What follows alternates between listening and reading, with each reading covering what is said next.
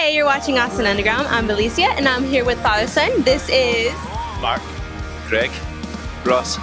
Yeah. So y'all guys talking about you just had your first breakfast taco. Well, please describe that amazing experience. It was pretty wonderful. It was pretty delicious. It was I don't know, better than what it was. Probably the best thing we've eaten since we got here, I would say. And then yesterday was St. Paddy's Day. So yeah, I had a pretty interesting experience. Yeah, we had a really good time. Met up with some of our friends from Northern Ireland. Went to was it the Norwegian Embassy showcase thing or something? Oslo Lounge. Yeah, something like that. We had a free bar and we're there. It was just very bizarre to be with our friends from Northern Ireland in America in a Norwegian bar thing. Eating tacos. We had tacos. We had free tacos as well. Very strange experience. Yeah. It was awesome.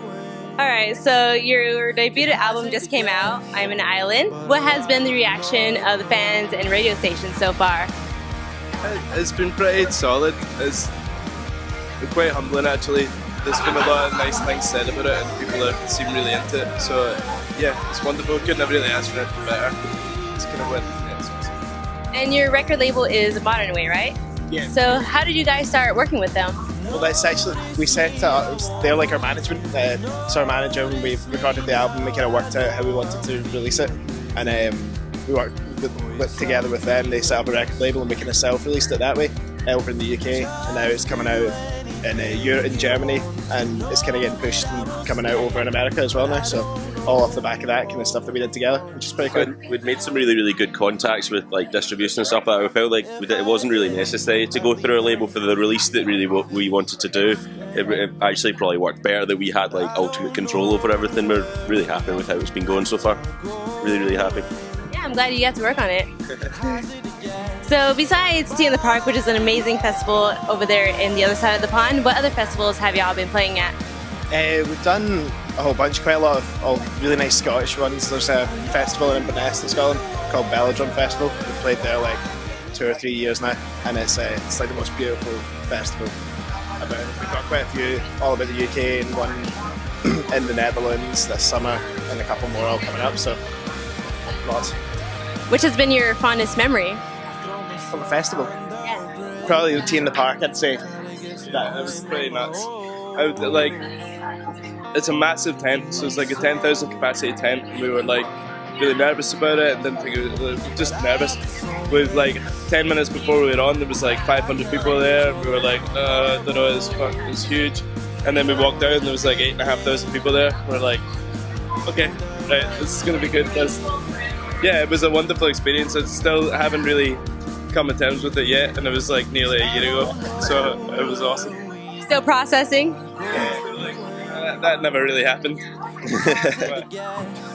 Alright, so now you're at this amazing American festival, South by Southwest. So how would you compare the US with the European festivals? This is I don't think there's many festivals like South by anywhere else. We've done the kind of UK equivalent, the Great Escape Festival, but it's just nothing on this scale and this many bands or this much hot weather. So it's quite different. It's cool. Yeah, we're loving this. This has been incredible. This is our sort of first proper trip to the States. We'd been here once before, but to kind of be here for an extended amount of time has been incredible, and the reaction's been great so far as well, so we're really, really thrilled about it. It's been good. So how are y'all reacting to the weather here? I feel like we're going to melt pretty soon. We're going to sink down into South by and never return, just as a puddle in the sidewalk. I had to cut my jeans into shorts. I was I can't handle this. It's too much. You're a really great tailor, I can't tell. Really good. You did a good job. You're lucky this is our first interview, I think, because by the time we speak to more people, we're just going to be so drenched. I can feel it happening already. Alright, so along with Panic and the Disco, what other major bands have y'all toured with? We played with, there's a band from Scotland called Idlewild, who were the first band that we ever properly toured with. And they're we're huge Steel Towers growing up. Who else? We played with Rabbit. Played with Rabbit. Yeah. We just came off a tour with Shikari. So this band from St Albans, unbelievable, best light show I've ever seen in my life. And then before that we did a European tour with We're From Us Jetpacks. We're always over here and stuff like that. So yeah, it's been a good year or two. So just touring with loads of our favourite bands, which is so much nicer. So you get to hang out with them and then meet them and you're like, love you! And then you become friends. It's awesome. It's a good way to do it. So what has been your personal fondest memory of each, or what, of the single tour? A single tour. Yeah, just one. What has been your favorite memory? Very hard. Yeah, this is quite hard. They're all quite fun. I think probably one of our last headline Scottish tours that we did was amazing. In fact, the headline UK tour that we did just after the album came out last year was really nice because we just got everything out. We'd been working on the album for so long, and then weren't sure how it was going to go, and all the shows were really, really great. So it's just kind of like a total pick me up after you've released the album. I think that's probably one of my favourite ones. So that Enter Shikari tour we just finished off there. We played a really, really big venue in London, and we had Rao, the singer from Enter Shikari, come on and sing a track with us, and we've all loved Enter Shikari since we've been like 14 years old, so for that to happen, that was like sort of pinch yourself moment. Did that actually happen? That was incredible. Like at that same show, like I went on to sing with them as well, and like my bucket list had been ticked and thrown out the window. Like I didn't really need to do anything else. Apart from, I don't know, everything's different. Like the show we did yesterday was amazing. Like it was on the roof of the Blind Pig and it was awesome. And yeah, just take every day as it comes. Every day is like a new one to have a great time at. So that's kind of. Yeah. So what are some things you have learned from playing along with these bands? I'm not sure. But I think that's you kind of just learn with every single tour. Like from when we were kids and we kind of started off, every single time we go out with the band, we just pick something else up, and like the way the show goes, just like professionalism and just a different way of kind of looking at it, doing things. I think it's kind of it's probably what it's Kind of pace yourself. I think it was like the first tour you do, you really go for it all the time and like drink too much and you don't get enough sleep and like you don't eat enough fruit and you don't like do any of that. I think you just sort of learn how to take care of yourself on tour a bit more, as well as how to put on a good show. So that's all that I've learned. I think that's my favourite thing. I think South By's taught me that I need to eat breakfast tacos a lot more. I think that's it. That's what I'm going to take back with me from here. Alright, so your newest song, I Like Not Knowing, has been dubbed the Most Loved title by BBC Radio 1. What were your reactions to that? Yeah, that was pretty nuts. I'm trying to think when that was. That was kind of around about the time when we were doing like Tea in the Park and stuff, just after the album came out. And it was like the Commonwealth Games and stuff in Scotland. It was just like a really mad time. We got that.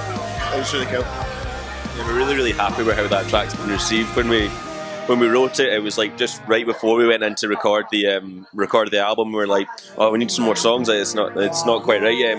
I think we wrote Like Not Knowing in like 45 minutes before we went in, and we were like, whoa, this is a track. And then we just kind of forgot about it until we sort of got to like picking the actual track list, and we're like, yes, let's have that on it. And it's just kind of blown up a lot. So it's been really, really nice to hear such good reaction from it. It's been awesome. So you're going to tour with Enter Shikari now, right? Oh, really? Oh, how was it? It was amazing. So it was just before, like a week or two before we came out here. So it was awesome. It's been sort of no rest. Finished that tour. That was like 12 days straight. Like there was all our days off on the tour. We had like booked other shows, so like it was pretty non-stop. Then sort of back for like 3 days, and then we've flown straight out. But yeah, no, that tour was really, really special for us. It was really fun. It's just been the last month or two. It's just been crazy. Like. We're in Austin on a rooftop in the sun doing an interview. We've done all this crazy stuff. Yeah. And yeah, I've got no words. I'm just having a great time. And that tour was amazing, and this experience is awesome as well. And yeah, meet lovely people. And yeah, that's it. Yeah, so I heard you have an interesting way of closing your sets. Yeah. Well, we kind of been doing a thing. We've been doing it for a while now, like at the end of all our headline sets. It's our sound guy, and he just decided that we were going to have like the credit music from some of like our favourite films on it. So that's been like a wee theme. I don't know how many people have actually noticed that we do it. We know, like, because you get off and you're like, oh, that was an awesome show. And then you hear like just Everyone amazing. looks really confused. Yeah. Everyone just looks really like, are they putting a movie on now, or what's happening? Yeah, we do like sort of Top Gun and Jurassic Park and Indiana Jones. Oh, weird. Yeah, we just like sort of favourite movies. It just kind of adds to the atmosphere at the end of the show, I think, and we enjoy it. No one else does it. So we thought we'd do it. Yeah. We don't know. Unless We're we're probably stolen it from someone else, and they're like, those guys. I can't swear, obviously. So yeah, that's like, I'm gonna say it all. It's a funny thing to do at the end of the show, and it seems to go down really well, and everyone walks out with a smile on their face, which is what, yeah. Well, I thank you guys for doing this interview with Austin Underground, and I hope y'all don't melt under the sun. I can't promise anything. All right, well, have a great South by. Thank you.